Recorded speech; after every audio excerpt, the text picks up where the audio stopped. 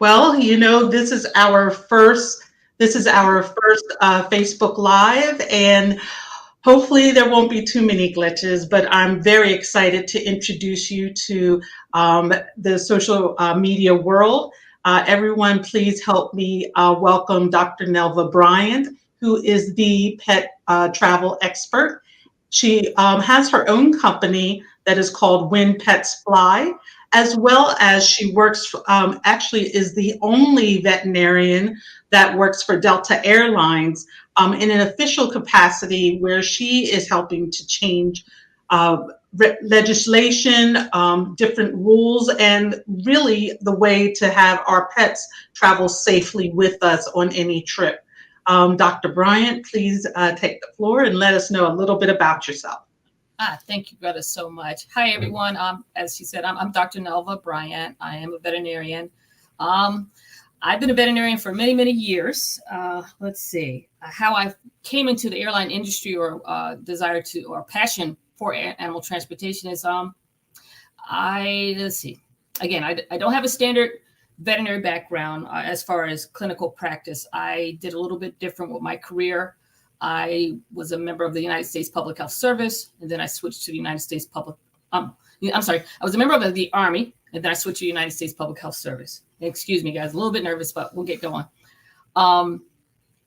Towards the end of my career, I was working with the Centers for Disease Control and Prevention as their dog importation SME. I was very, very much involved with dogs coming into the country. So for retiring, by the time I was retiring in 2018, I was trying to find an opportunity that allowed me to continue on with my career path, still help with animal transportation and what have you. And I found a position with Delta Airlines. It was advertised on LinkedIn, and I applied, and thank God I was given the opportunity. I was brought on staff to help review and revise the policies for animal transportation. I guess folks don't really understand or realize that the transportation of especially pets is regulated, and airlines must comply with USDA animal welfare regulations during transport. So you just, there's rules and regulations that must be complied with. A lot of these rules and regulations change frequently, so you need to have someone with that knowledge base to assist the airlines with that venture. I can honestly say I am the only veterinarian, probably worldwide, that's actually working in an airline industry, providing this information to them. So I'm really thankful and blessed for that opportunity. Let me take a breath. Any questions in between before we keep going?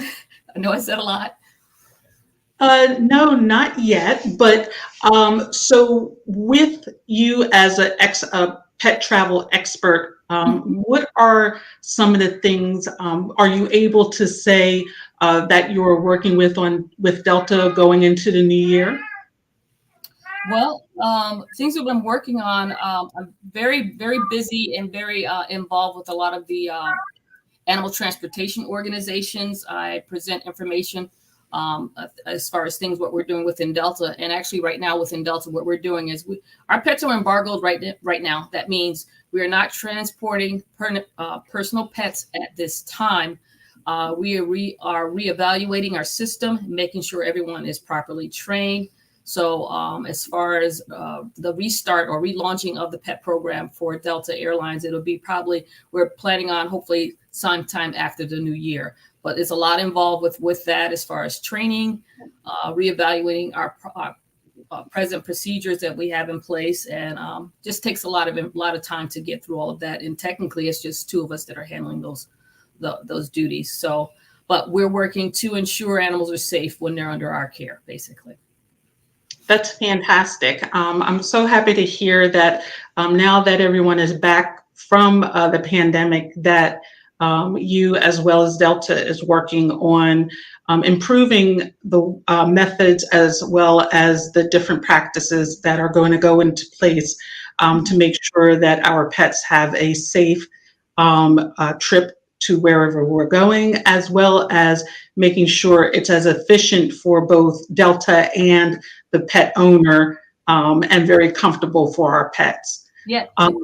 Outside of that, if you don't mind me jumping in, there's a lot. I mean, we're doing things internally, but what I've noticed after being with Delta, and again, let me back up a little bit. I came on staff in July of 2018.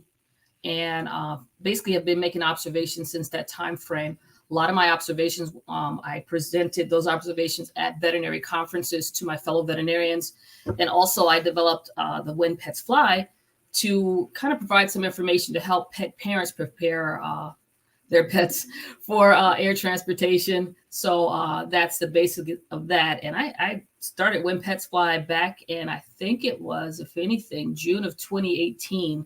And we've been kind of smaller, but we're trying to build up as far as the social media presence and the information that we share. But it's really a source for pet parents to ask questions, because what I've learned, and based upon my observation, I've seen is that most folks do not know how to prepare their pets for air travel. And in some instances, that has led to negative outcomes. And my view is that if the animals are prepared properly, the outcome will be more a positive outcome. And reality is the outcomes really isn't as bad as everyone thinks. Of course, there are negative stories, but they're really few and far between in comparison to the numbers that are being transported.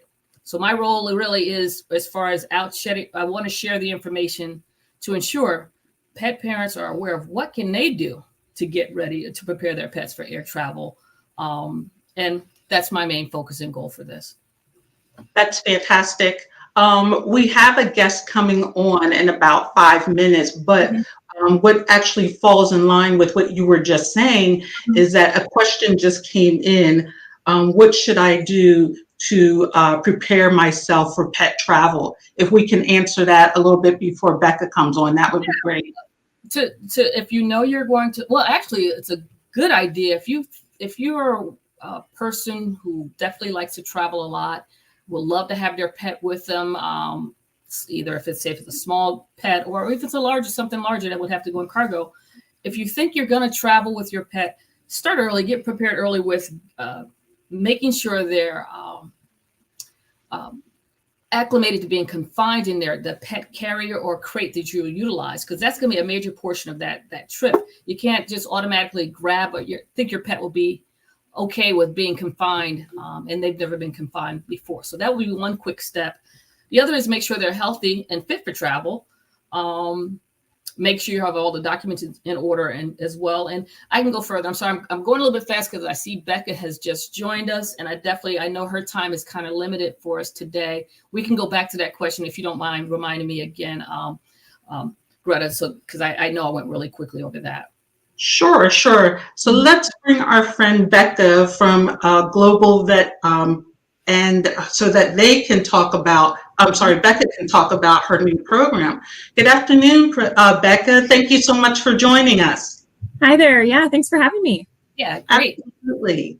Good seeing you, Becca. I haven't seen you in a bit. You look great. And I just want to say something before she starts. I have a nice, warm feeling for Global Vet Link. Back, like I said, I would share my observations as far as pet travel, and Global Vet Link gave me the platform to do so. So I really appreciate that. Yeah, absolutely. We've loved working with you. You've been a great resource for not only us to lean on, but then to be able to share that with the industry as well. So it's been great working with you, Dr. Bryant, and we thank you for the opportunity to share a little bit today. So great. Yeah. So I guess I get to kick things off. Just to give everybody a little bit of background. So Global Vet Link's a software company, and we help veterinarians with the compliance documentation for pets who are traveling, whether that be within the United States or abroad to international destinations. And so part of that is all of the regulations that go into that process are, as you know, very complex. And so we wanted to make that as easy as possible for both the veterinarian and the pet owner. And so what we have developed is flywithmypet.com. So it is a partner website to Global Vet Link, and it pulls in all of the requirements and allows the pet owner to search for the information that they need depending on their destination. So all they have to do is enter what kind of animal they're traveling with, when they're traveling, and where they are traveling to. And then we'll provide them with a timeline of what they need and when they need it by, and allow them to either email that requirements list to themselves or print it off. So then they can take that to their veterinarian so they know ahead of time, my pet is going to need XYZ vaccination. I need to make sure I have this paperwork before I board the airplane.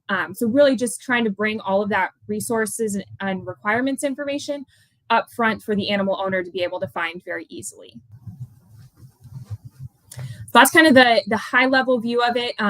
One thing we like to do is be able to provide all of those resources, kind of supporting resources too. So this is why we connected with you, Dr. Bryant, is being able to connect all of these resources and get them in front of those pet owners before they're traveling, so they know, what to expect. So really providing them with, like FAQs and resources on a different, pieces they can connect with, whether that be with you, with AVMA resources, different things like that. So they can really see the full picture of pet travel before they even have to get on the airplane. So that's what we've really tried to bring forward and bring up to them and with the website Fly With My Pet. I think that's wonderful, Becca, because I'm telling you, I do part-time work with Banfield on weekends, and there's a lot of customers, pet parents will come in thinking, oh, I'm traveling, I need a health certificate. And some of it's international travel. And in my head, I'm saying, that's not that simple. They should understand it's not that simple. Yeah. It's sign a document. So having the resources out, and hopefully we can start getting information out where they know they need to get advanced information. You can't show up, as you know, it's complicated. Right. I'm so happy you have a timeline with that, so folks will understand that, because it can take you sometimes 3 to 6 months to get your pet prepared for, depending on your destination, where you're going, right? Exactly. Yeah. And so that's what we're really trying to do, is not only provide it as a resource to, pet owners out the door, but then also put it as a resource in our clinic's hands, so then they can make sure that they can share it with their clients as well, whether it be, people might not even be thinking of pet travel when they're in there for their next appointment, but bringing it up, so that they know, okay, if I ever do think about that, there's more than just, signing a paperwork the day before and getting on the airplane. So I'm trying to make those resources as readily available as possible, so that it helps not only the pet owner, but then the veterinarian too, because we really want to try, you're all strapped for time. And so making it as simple as possible and helping the animal owner be prepared ahead of time makes that easier, on all sides of the process. Right. No, I'm with you. And I'm sorry, I'm smoking. Here we go. My dog. Here we go. I'm a dog lover. I love dogs. Unfortunately, I have a 8-year-old female spayed American Bulldog. You may have saw her tail a little bit there. She can't fly, unfortunately. She's an American Bulldog, but I still take care of her. Please give me 1 second if you can grab her. Greta, let me just get her. Oh, well, while she's taking care of her baby girl right there, I had a few questions for you that had come in, Becca. So with your program, number one, I want to make sure that you know that we are going to put the information of your site and the program on When Pets Fly's website as well. But I wanted to ask you, one of the questions that came in was, are pet parents able to go to the website and download paperwork from you to take to the veterinarians that they need to get checked off for their trip? And the second part of the question was, is there a checklist that they can print off from your website? Yes. So what Fly With My Pet does is it provides them first off with a timeline. So shows them, what they will need and the amount of time it needs to happen before their travel date.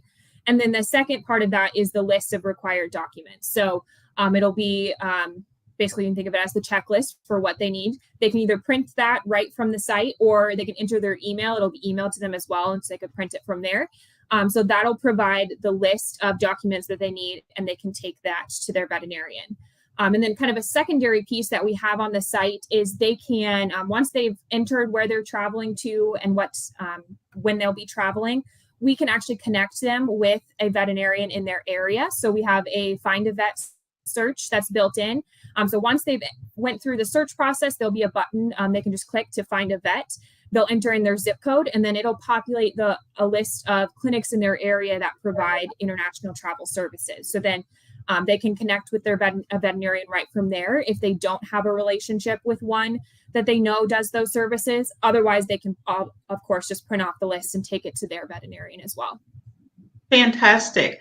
The other question that just came in was, if anything, God forbid, was to happen on the trip, would they be able to use your website to research for a doctor in the area that they went to? So if they are traveling within the U.S. or Hawaii, they can search for veterinarians in the area using this site. So currently, our system is used by veterinarians based in the U.S., and so that's where we have the list of clinics from. So we can definitely help them if they use the site to search in those areas. We don't have outside of the U.S. vets yet, but if they are traveling within the states or in Hawaii, they would be able to use the search. Okay. Does also U.S. property like Puerto Rico, is that included in there? Okay. Yes. Yep. So all 50 states and all of the territories as well. Fantastic. Yeah, I think that's an awesome thing because you never know. I was saying one thing I recommend folks to do too is when you're traveling to a destination, you also need to potentially have a veterinary contact in that location because you never know what could potentially happen with your pet. So that's good. You could use it for both those instances with you. Yes, definitely. And one of the things that we include, so if they go through a veterinarian who uses Global Vet Link and provides that GVL pet travel pass for their international documentation, one of the pieces we put on the cover sheet is to remind the animal owner to search for a veterinarian in their destination location before they even leave. Because we want to remind them, you never know what might happen and you want to be prepared before you even get on the airplane, to go on your vacation. That's perfect. That's perfect. I love what you guys are doing with Global Vet Link. And I believe you guys are the only platform that's really doing that as far as the information is provided, correct? Correct. Yes. Yep. We are the industry leader and we're proud to, provide these services and do the best we can to support veterinarians and pet owners who are looking to travel because we know, it's an exciting opportunity for you to be able to take your pet somewhere. And we just want to make that process as easy as possible. That's perfect. That's perfect. I love it. Like I said, you guys already, I've already feel highly of you guys already. Well, we appreciate that. We love working with you. Yeah. So, but I think this is a good option and definitely need to get the great thing about you again, you're providing a service for veterinarians and the service for your pet owners to ensure that everyone is prepared for that transportation with that pet. So I think it's perfect. Yeah, definitely. Well, that was all I had to share today. I know Greta put up the website and then if there are any veterinarians listening to you, you can always check out globalvetlink.com because that has all the kind of vet-facing resources as well.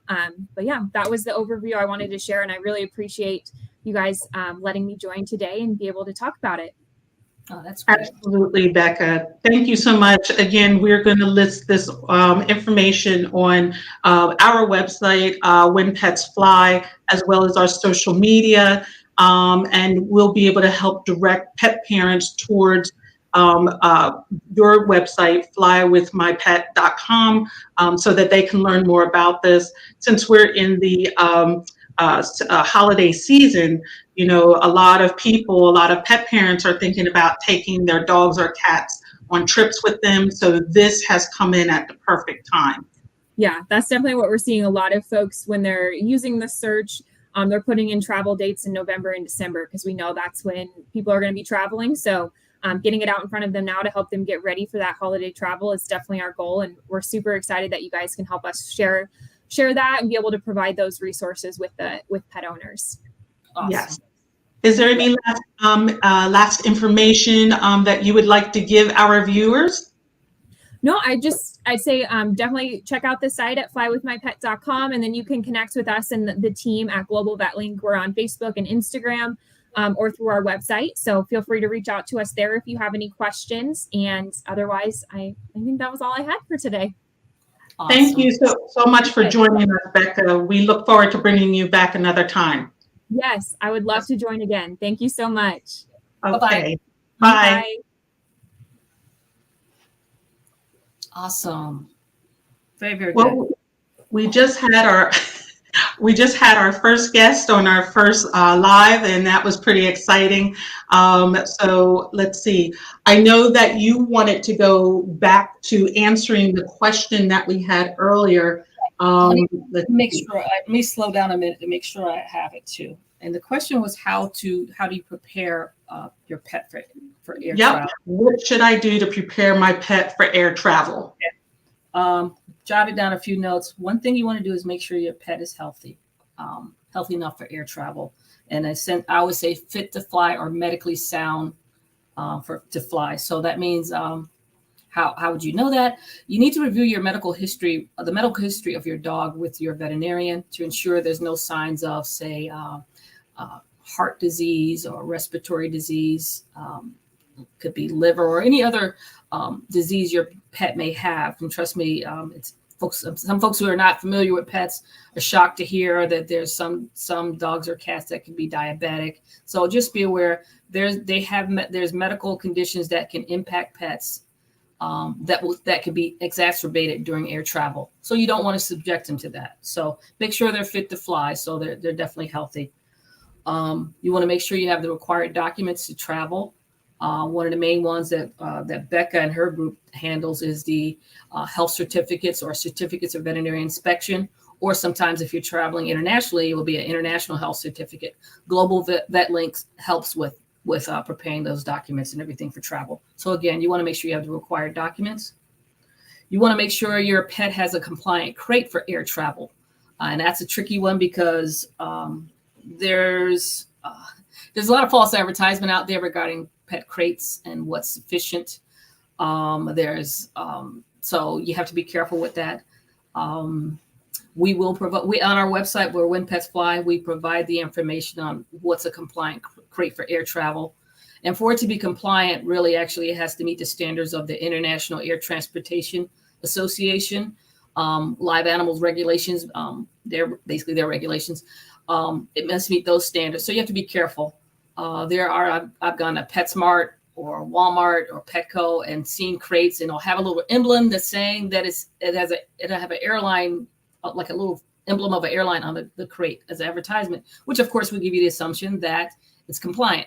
But because I know the standards, I could tell you it was wrong because it was plastic clips holding the sides together. So there was features of it that made it non-compliant, but according to the advertisement, it's saying that it is compliant. So you got to be careful with that, because that will make you frustrated, I'm sure, as a pet owner, because imagine you think you did everything you were supposed to do and you get to the airline and they say, no, it can't go in that crate. And it can be frustrating. So we can also, like I said, we can always provide information through our When Pets Fly to share what's a compliant crate. And who knows, maybe we'll do one of these shows here. We'll show you, I can show you, get some examples and show you what's compliant and what's not.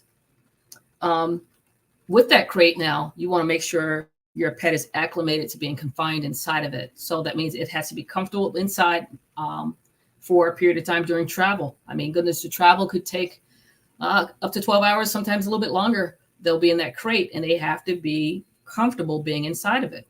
And that's not something you do overnight. You just don't pick up an animal that's never been confined and then you put them in it. And some dogs will, be passive. And there's the other dogs that will actually freak out and will rip out of that crate. So you have to make sure they're acclimated to confinement. So those are, say, the 4 key things. I could probably subset into each one of them more information, but those are I would say the 4 main things you want to do to prepare for air travel. Those are some really great tips and advice. One of the main things I know that you have written about several times is that, preparing for travel doesn't just start immediately when you want to schedule a trip. You really should be training your pet all along. So, for example, I remember you saying that with the crate in particular, the crate or the soft-sided carrier really can be a safe haven for your pet. And if you have it at home in a place where they can go in there and you train it to go in there for certain amounts of times in the day, or leave it there so that they can go in there just times in the day that they want to feel safe, that really can be their little heaven inside your home. Yeah, I mean, especially for your cat owners, if you bring out that crate for a cat owner, that your cat's going to disappear. And you probably know better since you have cats. But cat, if you all of a sudden bring out your carrier crate in front of your cat, it knows that means it's leaving the house, and most likely it knows I'm going to the veterinary hospital. So they're already taking it as being a negative thing. But if you keep it out, maybe feed them in it, make it like their little haven, make it fun for them, put catnip in it or something in there to make it exciting. And then at that point where Yeah. if they have to go somewhere, it's not the worst thing ever. So, but yeah. Right. Absolutely. And you hit it dead on that, especially I know with cats, they directly correlate their crate with the veterinarian, and the veterinarian either sticking them or probing them, or, I got to stay with them and I don't like it. So, if instead we should be training our cats that your crate is your comfort zone and your haven. Even when you take them to the veterinarians, it won't be as scary. And maybe the vet can take care of them while they're in their little safe haven. Oh, no, it's perfect. Perfect. We have a question that has come in, and it says, can you speak to the process and help us feel better about putting our pets on planes? And I'm thinking this guest of ours is asking, can you summarize an efficient way to book our pets, and getting them on the plane? Yep. Well, again, the key points I said as far as preparing your pets for air travel, definitely follow all those. So now we'll take it as you've got a nice, healthy pet, no underlying medical conditions or what have you. You got a crate that's compliant with the IATA. It's the appropriate size. I didn't mention that. It has to be the appropriate size for that animal. So to meet animal welfare regulations, your pet must be able to stand and turn about without touching the sides or the top of the crate. So that's all fine. And you have all your documents in order, you would take it to your cargo. And I'm assuming you're asking me for cargo. You're not talking about in-cabin transport. So you would bring it to the cargo location, and they'll take care of it. What we're doing, and we're lining up for Delta, and actually we do have them, but we're definitely going to make sure as far as our branding and everything we do, we're going to be providing transportation vans for animals. So they'll be taken in temperature controlled vehicles. And actually that's going on now. What am I thinking about? They're doing it now. Most airlines do that. They transport the animals from the cargo warehouse to plane side in a temperature controlled vehicle. And they wait until, in a sense, they're the last to be placed into the aircraft and the first to be removed once you get to your destination. The concerns and what people don't know or don't see is like, what is the cargo hold itself? And it's really honestly like a crawl space where they put other products. It will have luggage, yes. And there's other products that cargo will transport. It could be perishables potentially. It could be produce, pharmaceuticals. So there's other items that also go along in the cargo hold. They try to keep the animals, live animals, away from anything, those products and everything. And they place them there, again, last on the aircraft, first off once they get to their destination. And everything, honestly, I see that was your question, Pamela. The process itself, really, once it gets going, is really straightforward. It's just, again, there's a lot we don't know, we don't see. And what I can do, again, is future as we go along, I can maybe give some photos of what the cargo hold looks like. And in the space itself, the cargo hold is temperature controlled. I think they said it's around, say, between 60 and 70 degrees Fahrenheit. So it is temperature controlled. Whenever there's issues as far as they're saying temperature limits with animals, it's really actually related to more the ambient temperature, or the forecasted temperature that we're dealing with more than anything, not on the aircraft. The aircraft itself, as far as the cargo hold, is temperature controlled. And I'll stop there. Pamela, please chime in. If I've answered, at least tried to answer a little bit better for you, please let me know. I think you did a really great explanation. I want to just be clear with our guests that everything you described was for when our pet goes underneath the plane in the cargo hold. Are you able to also go through what the process is for in cabin? Yes, I can.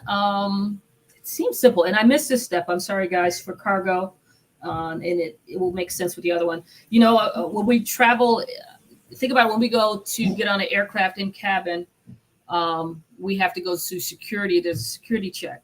Well, at cargo, there is a security check as well.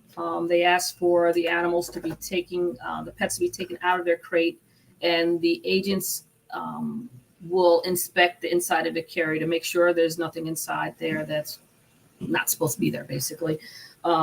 So there is a security inspection. It's just a little bit different at that point. But as you guys know, now I'm going to flip it over to going in cabin. Oh, sorry, back up again. When they do the security inspection, it's recommended, it's highly recommended. Number one, we want to do it in an enclosed room only. And we would like for the pet parent to remove the pet and ideally put a leash or something on the pet so that just in case we don't have any animal escapes, because they're stressed. Everyone's, a little bit nervous. So that's the one point that I'm sorry I missed on as far as going in by cargo, as far as that inspection part that happens. Now, going forward to if it's in cabin transport, we all have to go through TSA, the inspection with them. So I will highly recommend in those instances, again, your dog or your cat can get very, very nervous. They ask you to remove your pet from their carrier. I would say keep a leash or something so that you won't get them to run, and especially cats to run and escape. You don't need that to happen. Ultimately, what you can do too is ask in advance for a private inspection through TSA. You would have to call in advance with the airport to arrange that and everything. But that will settle the worry of, oh my goodness, my cat is fractious, is scared, and he gets away. And unfortunately, it has happened in some instances. But outside of that, really, honestly, when you get through TSA inspection going in cabin, I really think it's basic. Your pet must remain in the carrier the entire time that it's really, say, at the gate and going inside the aircraft itself. So kind of straightforward from there, to be honest with you. It's almost like a bag. You put it on your feet. Okay, let's see. What did I do? I did it with a puppy once. I can tell you guys a fun story. Actually, again, we hear negative stories, but this was a great story. There was a puppy that was being transported by cargo. Owners had purchased the puppy from somewhere in California. It was going to go to Pennsylvania. It transferred through Atlanta, and one of our astute agents, ramp agents, noticed that this puppy wasn't looking well. It was difficulty breathing, gasping, so he decided to do what is called a no ride. He decided to pull that pet from its route and alerted our internal system where we get to allow for the pet to get veterinary assistance, basically. We took the pet to get veterinary care, and which was wonderful because the veterinarians felt that if the puppy had went on to its destination, it would not have made it there alive. What had happened is that the puppy, puppies, they eat their poop, they do crazy things, but he ingested his own poop, then aspirated. So it went down into basically his trachea and his lungs. So he was in respiratory distress based upon that. They went through a lot of care. It was touched really for the first few days. We didn't know if the puppy was going to make it or not, but after a good, say, 2 weeks of care, the puppy made it, recovered, did very well. And the decision at that point, we were thinking, how do we get this puppy to its destination? We didn't want it to go through cargo again, did not want to risk anything there. Yes, it was a shorter trip, just didn't want to risk it. So I took the puppy in cabin with me and flew to Pennsylvania to give it to the pet owners. So I can tell you from my experience there, once you get through TSA, it's straightforward. It's a bag. You take care of it. He was the cutest puppy. I wish I could have kept him. He was perfect. He did very well. I think I put a few little toys inside with him, and he fell asleep the whole trip going up there. So again, once you get on the aircraft, it's straightforward from there.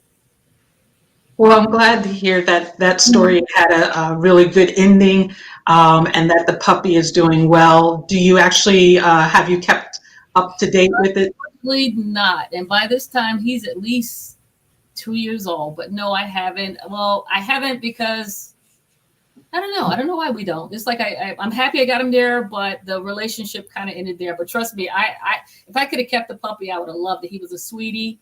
It would have been great to have, but unfortunately, no, I haven't kept in touch with the pet owners, but I'm sure he's doing well. I'm just happy he made it I'm happy it turned out to be a positive thing. And he recovered very well. So that, and in my mind, again, it goes to show you, much as folks have all these negative things to say, but there are positive things that happen through the airline. They're not all negative. Yeah. And the good thing now is that they got a doctor who can spearhead a lot of things and get everyone to understand what needs to happen, so people are prepared prior to when anything would come up. Yeah, definitely. Yeah, we have, and I'm hoping the other airlines have it too. But yes, we have an internal system where it's activated and everyone is notified, and a series of steps goes to take care of the pets. So, but yeah, having again a veterinarian within the airline to assist with that, to make the connections with your veterinarians. And trust me, that happened here in Atlanta. Well, again, what if I'm in LAX? A connection has to be made out there. What if I'm in Honolulu? A connection has to be made out there. So these relationships are really important to establish. And again, having a veterinarian involved to help bridge those unions, I think it's a big help for our pets being transported. Absolutely. We actually have had another question that came in, and that was, should I give my pet medication to sedate it to prepare for air travel? And this, I think, has been a conversation for years about what to do. So what do you think? Definitely. I say no, because sedation or any medication that causes sedation, you don't want their pet to have that. Number one, at high altitudes, the sedation and everything is going to impact the animal's respiratory rate and their heart rate. And especially when pets that have the underlying conditions with their heart or lungs, you don't want that to happen. They can get into, it could be a negative event for them, and there's no one there to help them at that time. And I have to just make one statement that I think is obvious to most, although maybe not, because we watch movies and we get all these impressions from what we watch in the movies. But in the majority of airlines or aircrafts, there's no connection from the cabin down into the cargo hold. So there's no one that's going to be able to go down and check on your pet during transport. So you don't want to give them, something that potentially that can cause a negative response to them. Again, a sedative, because there's no one there to check on them until the aircraft lands, and then they open the aircraft, the door to the cargo hold. So just be mindful of that. But sedation is definitely, and actually most airlines will, if you let them know, well, again, you shouldn't do it. There's a lot of folks that will not mention that their pet has a sedative on or something that causes sedation. And then there could be a negative outcome. But that's at the fault of that pet parent. But airlines do not allow you to sedate your pets. So if you knowingly tell them, they're going to tell you no. So I wouldn't do it, because again, a negative outcome can occur from it, and really you can only blame yourself because again, they told you sedatives are not allowed. So. Absolutely. There's other options though, right? There's products out now. There's products out through different companies that can calm your pet. Maybe kind of lessen the anxiety. There's I think there's Adaptil. I've heard of that one before. It's like a pheromone. There's calming chews. I know company Novetica has calming chews, or there's CBD oils that potentially could calm them down a little bit. Personally, I can't tell you if it really works or not. I know they say they do. I have a dog, but I can't use her as a test because she's fairly stoic in the beginning. So, but there are things that are out there that's on the market that potentially could calm your pet and help them relax a little bit more during air transport. And I would imagine that our pets are like people. What works for one person may not work as well for another. And the same with dogs or cats. Their body types, the breed they are, one might need something stronger than another animal. Right. Yeah. The mistake though folks will make is they'll give their pet something, and then they'll make the assumption that, well, this was a dosage and a little bit more won't hurt them, but it's detrimental. Same if you think of yourself, if I'm going to take something, I'll take the normal dose, but if I double it, what do you think it's going to do to you? So I think in those instances, we have to stop thinking that animals are so different from us. We're all animals. So how you might respond to something, they kind of can respond the same way. So never double dose a sedative or any. Actually, to be honest, and I think I may have mentioned to you a while back in our just you and I talking. There was a study out where they were saying they were testing, and it was like many years ago, based out of Canada. They tested the cortisol levels of dogs. One, what they gave some type of medication to sedate them. The other was a placebo. And as far as the cortisol levels, they were the same, which is telling you that, in my mind, my interpretation, if they're the same and they're both exposed to the same stressors and the levels are the same, that means giving it is no different than me. It didn't calm my pet. It was the same reaction. So a lot of times I'm thinking people are giving these things. They said, oh, my pet must be giving this to sedate it. Oh, it has to calm it down. You're probably doing that because you need to calm down. Yeah. Because they're going to have the same impact. So if you maybe relax more, or like we said, get them prepared, have them acclimated, have them comfortable being a carrier, all these things you can do, their stress levels will be down. You'll be calm because you did everything you're supposed to, but the need for a sedative is not there. I think a lot of pet parents don't realize that the temperament of their pet also is affected by us.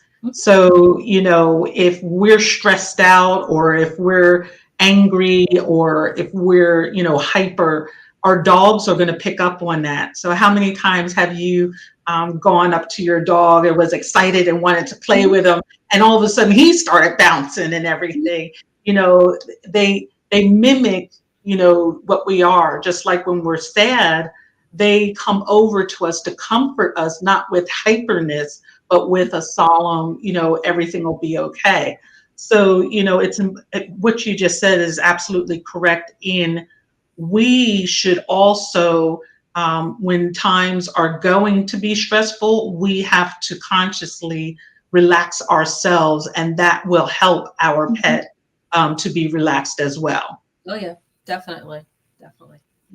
We have another question that has come in. Oh, that's the wrong one. I apologize. The other one that had come in was, can it be too hot or too cold to travel with my pet via air? Yeah. Now with that question, we're going to be focusing primarily on going by cargo, because the temperature, as far as that being in cabin, is not going to be a factor at all. But can it be too hot or too cold? The too hot is yes, because, and when I say too hot, if it's over 85 degrees Fahrenheit, in the U.S., there's an animal welfare regulation regarding that, as far as the time that they're on the tarmac or transport between the cargo warehouse and say to the aircraft and backwards and forward. They can't be exposed to 85 degrees Fahrenheit temperature for greater than 45 minutes. So there's a temperature and time frame on that. So that could be definitely too hot for them. And we have to consider too, it could be 85 degrees, but imagine how hot it is on a tarmac with that. It's hot out there. It seems like it's warmer in that environment. So we don't want to risk that with them and being exposed to the high temperatures regarding that and everything. So it'd be, so yes, it can be too hot. So I know with Delta, what we do is we have limits on the highest that we want to transport a pet. The forecasted temperature can't be above 80 degrees Fahrenheit. I know a lot of folks hate that, but again, it's for the safety of the animal. If you think that's what we're doing it for, it's trying to help your pet. So, but other airlines might have 85 degrees and leave it at that and everything. So, but it can be too warm for them to be traveling. If it's too cold, I think the lowest limit the lowest limit as far as transporting a pet will be between 20 degrees Fahrenheit. That's going to be the lowest that's the lowest basically. But now if the temperature is between 20 degrees Fahrenheit and 45 degrees Fahrenheit, you will need to get a certificate of acclimation from your veterinarian stating that your pet is acclimated to temperatures between those levels. And actually they can define the lower limit. of that. And hopefully I explained that well. So you take this, you say, it's wintertime. The temperature is 30 degrees out. And you go to your veterinarian and you say, I need this acclimation statement. And it puts the veterinarian at risk though. I need this acclimation statement because I need to travel. Is my pet acclimated for that temperature? And actually most veterinarians really don't know, because think about how our pets are kept. They're in majority inside. Who's keeping our house at 30 degrees Fahrenheit? Who's keeping our house at 45 degrees Fahrenheit? Majority of houses, I'm sure, keep it comfortable during the winter. I don't know.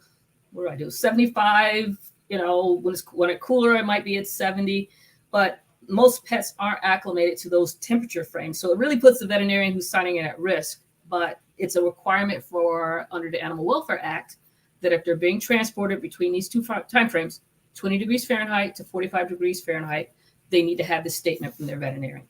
And if the veterinarian says, okay, you want to travel this 30, and he says, no, your pet is acclimated for 40 degrees Fahrenheit.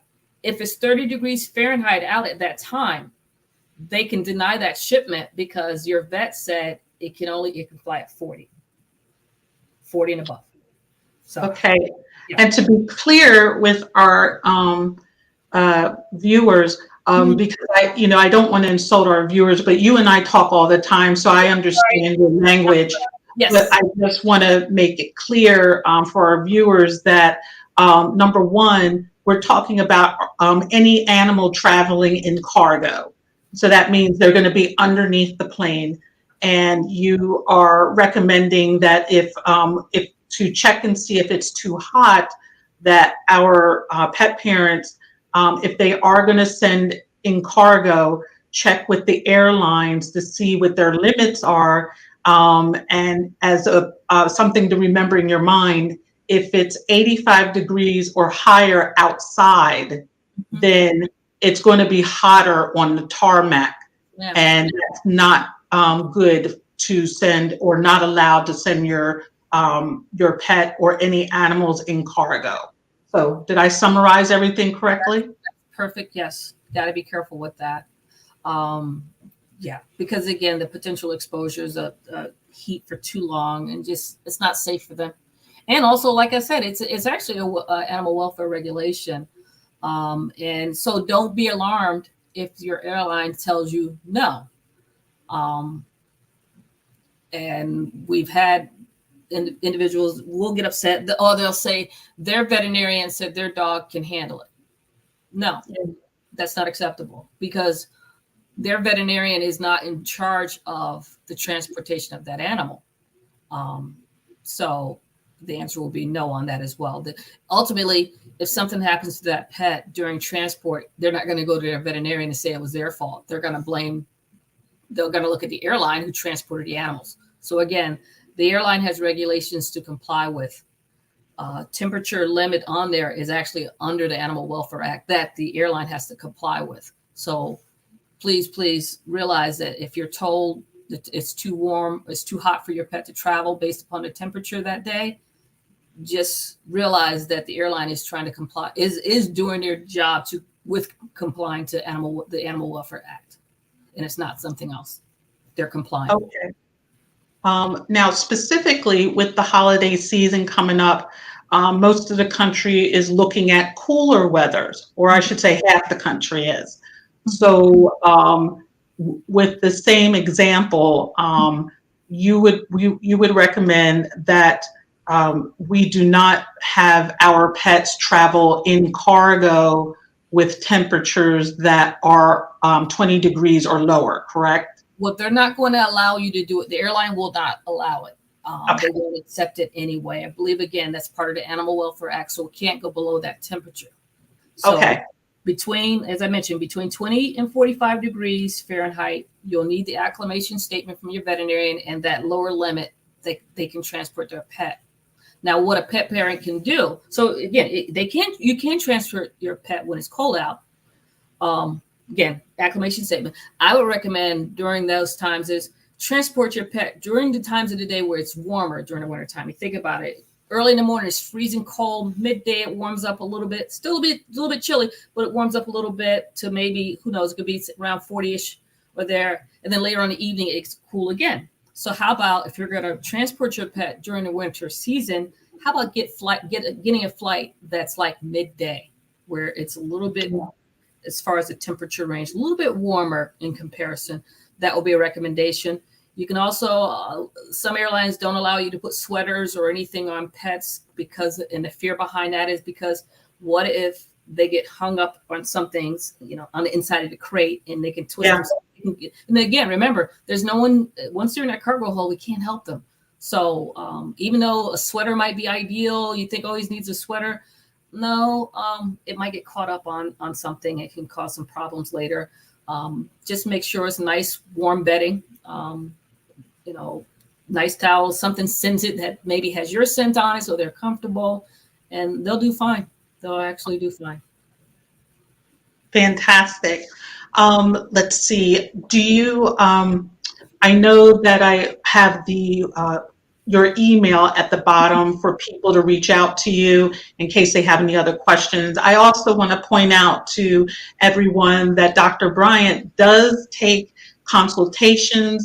She has a schedule on her website. If you want to sign up with her for a 30-minute consultation to talk specifically about your pet or several pets, and different options in transporting them or having them go with you on a trip. And also, Dr. Bryant, I wanted to let everyone know, even though we didn't get into it this episode, Dr. Bryant has a lot of information in regards to international traveling. So we definitely will come back and talk some more about international traveling as well. But we wanted to give everyone a nice variety to our introduction to our Facebook Lives.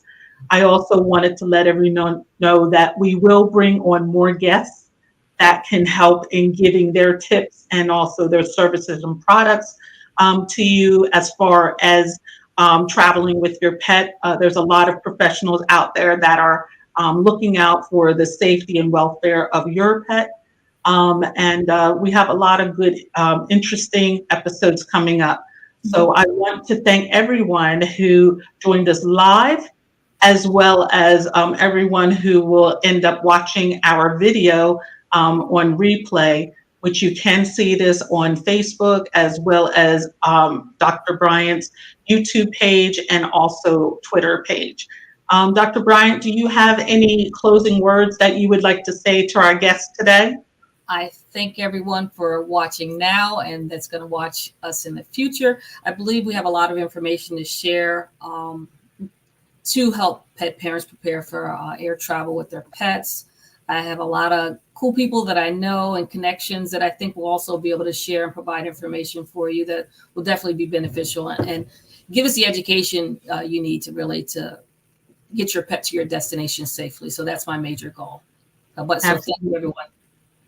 Absolutely. I want to say one last shout out to Becca from GVL. I absolutely love the program that they launched, Fly With My Pet, which is at flywithmypet.com. Everyone, if you are wanting your pet to go with you on a flight anywhere, please make sure you go to this website, utilize the outlines and the information that they have there. That will help you be prepared for your next trip. I want to thank everyone again for joining us, and we hope that you'll come back when we have more of these. But in the meantime, everyone, kiss your pets and make sure that they know you love them every day. Thank you, Dr. Bryant, for all of your great information. And would you like to say one last word? Just thank you for watching, and there's more to come. So please stay tuned.